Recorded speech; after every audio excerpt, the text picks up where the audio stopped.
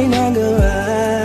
Mga pagkukulang na hindi ko maintindihan kung ano ang naging rason. Binigay ko naman lahat, ngunit bakit ka ganon? Sadyang ang madaya, hindi na to tama. Takot sa aking puso, ngayon lumala na. Siguro ay di na muli na akong iibig pa, dahil nga ako ngayon ay napagod na.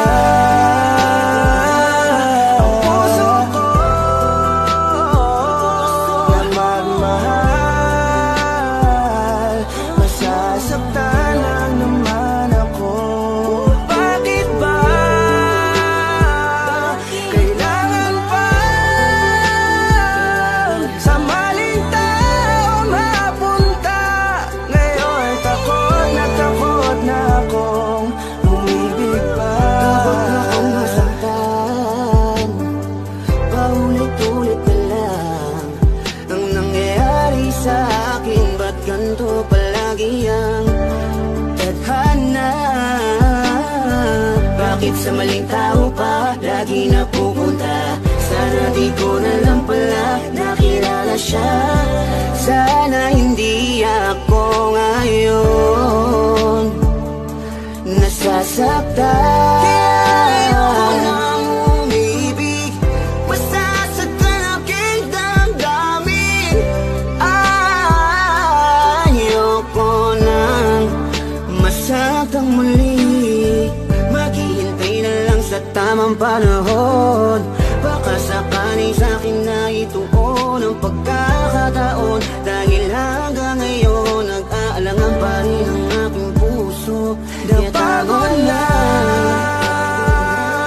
ang puso ko na magmahal, masasaktan lang naman ako. Bakit ba kailangan pa sa maling tao mapunta? Ngayon takot na akong umibig pa. Ilang beses pa ba akong masasaktan at maling tao ang makikilala? Ngayon tuloy wala na akong ganang umibig sa iba. Ngayon ay natatakot na ang puso na laging tanong na. Pagod nang umasa na kahit na minsan lang sana merong taong handa kong ipagtanggol at handang sabihin sa'kin na di dapat ako mag-alala, basta't ako ay laging nandyan siya. Pero bakit kailangan pang mapunta sa maling tao na di Napagod na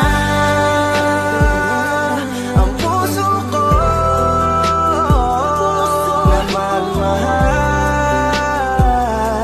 masasaktan lang naman ako. Bakit ba kailangan pa sa maling tao mapunta? Ngayon takot na akong palagi naglang. Kung ganito, hindi na batas lumaban pa sa akin ang mundo. Marahil siguro'y wag nang magpatuloy, umibig pang muli na di na ako matugon. Ng panahon na tila mapaglaro, ayokong maulit ang pagkabigo. Hindi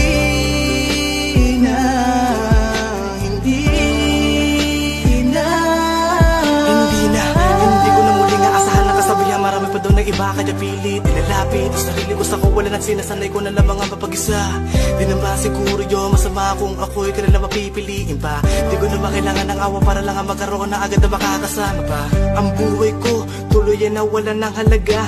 Di ko na kasi malaman kung paano labanan ang di maunawaan ka ba. Kapag ramdam ko na unti-unti ka na sa akin nawawalan ng gana. Pangako ko sa'yo hindi na ako muli sa'yo pang mang-aabala pa.